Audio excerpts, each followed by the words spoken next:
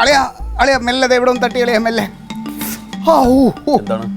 ഈ ചെണ്ടമേളം കഴിഞ്ഞിട്ട് രാത്രി കിടന്നാ രാവിലെ വരെ കണ്ട് ചെവിക്കകത്തുനിന്ന് വണ്ടി ഇങ്ങനെ പൊക്കോണ്ടിരിക്കുക. എനിക്ക് ആ മറ്റേ പണ്ടാരണ്ടല്ല ചിലിഞ്ചിലി അതിന്റെ ശബ്ദം കേട്ട് കഴിഞ്ഞാൽ കിളി പാറും.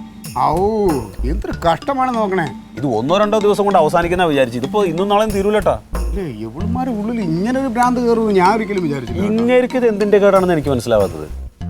നീ ഒരു കാര്യം ചെയ്യും, ഇപ്പൊ ഇങ്ങോട്ട് വിളിച്ചത് വരുന്ന കഴിയുമ്പോൾ നീ എന്തായാലും കടുപ്പിച്ചിട്ട് 4 വർത്തമാനം പറഞ്ഞു. ഞാൻ പറഞ്ഞു കഴിഞ്ഞാൽ പെങ്ങളെ മോൻ വർത്തമാനം പറഞ്ഞു അത് പിന്നെ പ്രശ്നമാണെന്നൊക്കെയുള്ള ഭാഷ പറയും. അപ്പം അതുകൊണ്ട് എന്തായാലും വന്നു കഴിഞ്ഞാൽ കയറ്റി അടിച്ചോ കേട്ടാ. ഞാൻ വായി പറഞ്ഞൊക്കെ അയാളങ്ങ് പറയണം.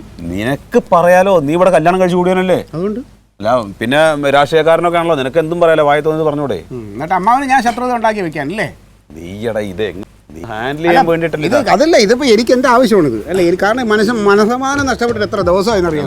പറ ഈ പരിപാടിയോടെ പറ്റില്ലെന്ന് പറ. അതെ, ഞാൻ അവിടെ കുട്ടികൾക്ക് പുതിയ താളം പറഞ്ഞു കൊടുക്കണ തിരക്കായിരുന്നു. എന്തിനാ വിളിച്ച്, എന്താ കാര്യം?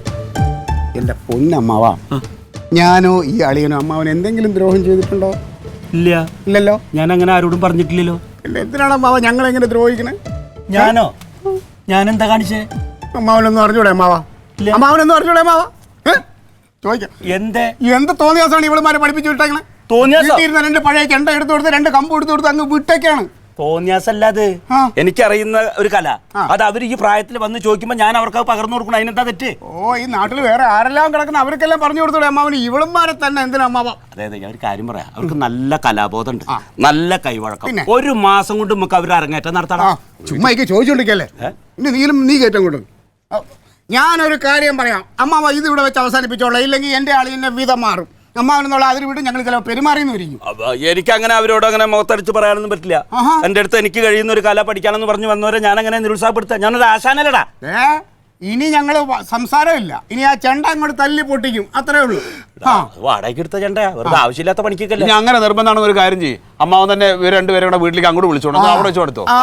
അത് നടക്കില്ല, അവിടെ അടുത്തുള്ളവരൊക്കെ പ്രശ്നം ഉണ്ടാക്കും. അത് ശരി. അപ്പൊ ഇവിടെ എന്തോ ആയിക്കോട്ടെ എന്ന്.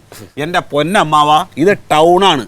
ഇവിടെ റെസിഡൻസ് അസോസിയേഷൻകാർ കംപ്ലീറ്റ് അലമ്പായിക്കൊണ്ടിരിക്കുകയാണ്. ആ പ്രസിഡന്റ് വിളിച്ചോന്ന് അയാൾ മാത്രമല്ല, വേറെ 3-4 പേര് വിളിച്ചിട്ട് പറയുകയാണ് ഈ വക പരിപാടി എത്രയും പെട്ടെന്ന് അവസാനിപ്പിച്ചോ, ഇല്ലെങ്കിൽ ഭയങ്കര പ്രശ്നമായിരിക്കും. കുട്ടികൾക്ക് പഠിക്കാൻ പറ്റുന്നില്ല, TV കാണാൻ പറ്റുന്നില്ല, നാമം ചൊല്ലാൻ പറ്റുന്നില്ല വയസ്സായ ആളുകൾക്ക്. ഈ ഒരു കൊട്ടല്ലേ പണ്ടാര കൊട്ട്. ഇതെന്താണിത്? രാത്രിയൊന്നുമില്ല, പകലൊന്നുമില്ല, 24 മണിക്കൂർ വെളുമാർക്ക് ഇപ്പൊ ഇതേ എന്നുള്ള ഭ്രാന്താണ്. അതെ, ഇതൊന്ന് നിർത്തിയില്ലെങ്കിൽ അവർ പോലീസിൽ കംപ്ലൈന്റ് എന്ന് പറഞ്ഞിട്ടുണ്ട്. പിന്നുള്ള കാര്യങ്ങൾ എന്താണെന്ന് നമുക്ക് അറിഞ്ഞൂടാ. നന്നായി അളിയാ. വേറെ കേസ് അറിയാമോ? കുറച്ച് ദിവസമായിട്ട് ഞങ്ങൾ പ്രസിഡന്റുമായിട്ട് ഇങ്ങനെ ഫോണിൽ എല്ലാ ദിവസമായിട്ട് ഞങ്ങളുടെ പാർട്ടിയുടെ ഒരു മീറ്റിംഗ് ഉണ്ട്, കോൺഫറൻസ് ഉണ്ട് ഫോണിൽ കൂടെ. പ്രസിഡന്റ് എന്നെ വിളിക്കുമ്പോൾ ഒക്കെ ഈ ചെണ്ടമേളം കേൾക്കുക. അയാൾ വെക്കണോ ക്ലീറ്റ് എപ്പോഴും എന്താണ് ഉത്സവപ്പറമ്പിലാണോ? നിന്റെ പാർട്ടിക്ക് എന്ത് കോൺഫറൻസ്?